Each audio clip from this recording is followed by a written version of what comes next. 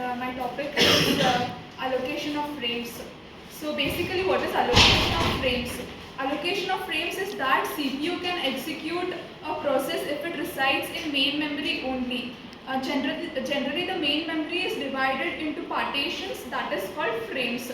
So this is allocation of frames. So let us consider a single user system with main memory of size 64 KB and a page size of 1 KB. So main memory 64.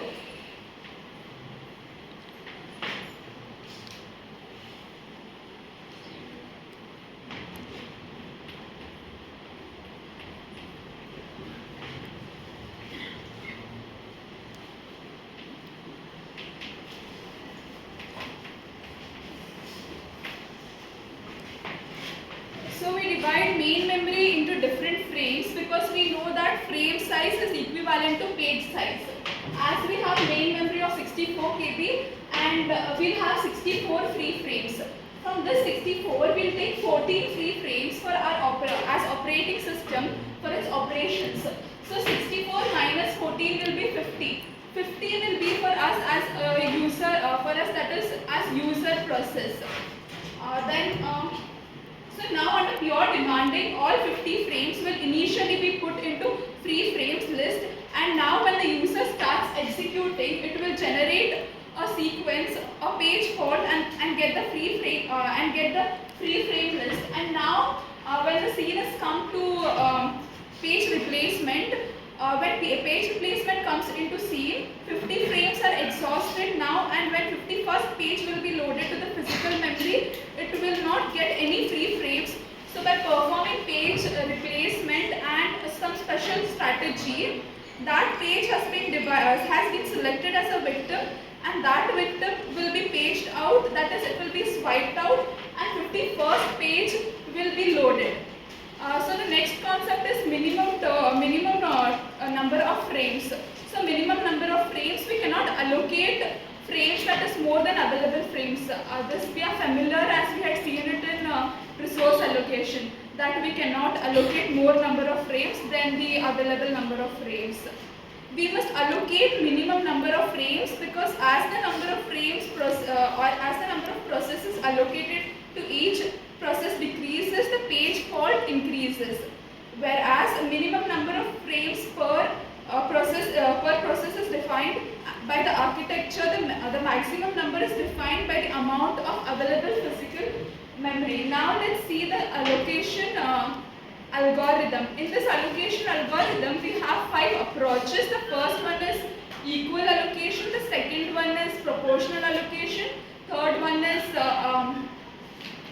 priority allocation, fourth one is global replacement allocation, and the fifth one is local replacement allocation.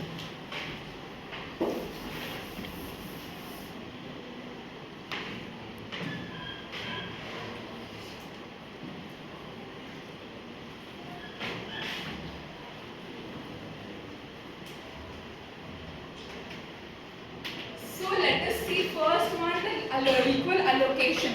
So here the name itself specifies the meaning that equal number of frames are allocated to all the processes.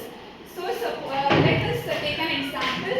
That is, this is process P1 has process P1 requires 10 frames and process P2 requires 30 frames, and the main memory size is 40. Okay. So 40 will be divided into both P1 and P2. So P1 will have 20 frames and P2 will have 20 frames. But here P1 wants only 10 frames. So the other 10 will be wasted, and P2 wants 30 frames. So it's clear that the major disadvantage here is wastage of frames. To overcome this process, we have the next process, that is proportional allocation. In proportional allocation, here the frame will be allocated based on the size of the process.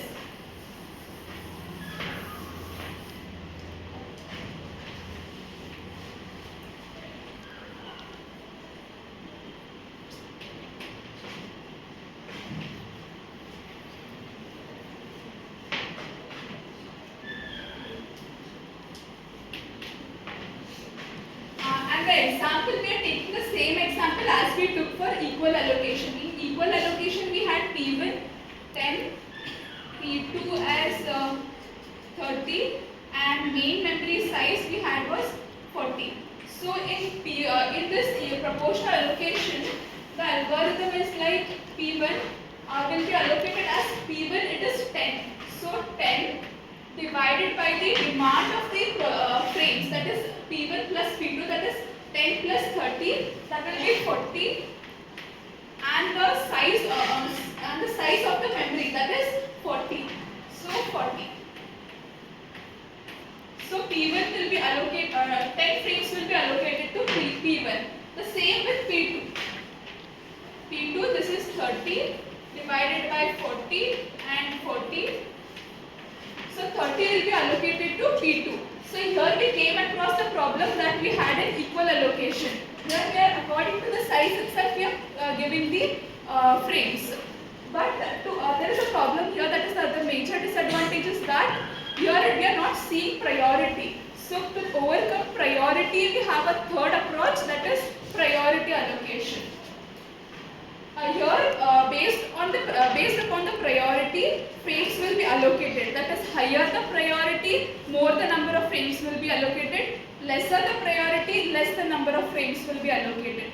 This is priority allocation. Coming to the next approach, we have is global replacement allocation.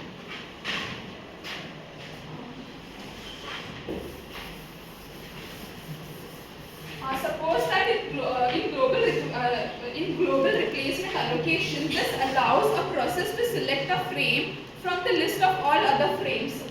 Suppose that this is a frame and P1 has 5 frames. P1 has 5 frames and P2 has 2 frames, for example. Then P1, if one frame from P1, that is any one frame, that is the fourth frame, can be stored in the second frame, and any one frame from second frame can be stored in the first frame. This is nothing but global replacement allocation. That is, we can replace and store P1 processes in P1 frames in P2 and P2 frames in P1. And next one is local replacement allocation. That is exactly opposite of this. In local replacement allocation, we can't. This allows the process to execute a frame from its own allocated frames. That's what I told. It is totally opposite. That is, P1 has 5 frames. This should be stored in P1 itself, and P2 has 2 frames. That should be stored in P2 itself. So this is local replacement allocation. And here we can say that paging behavior of the process can't depend on the frames, as it should be according to the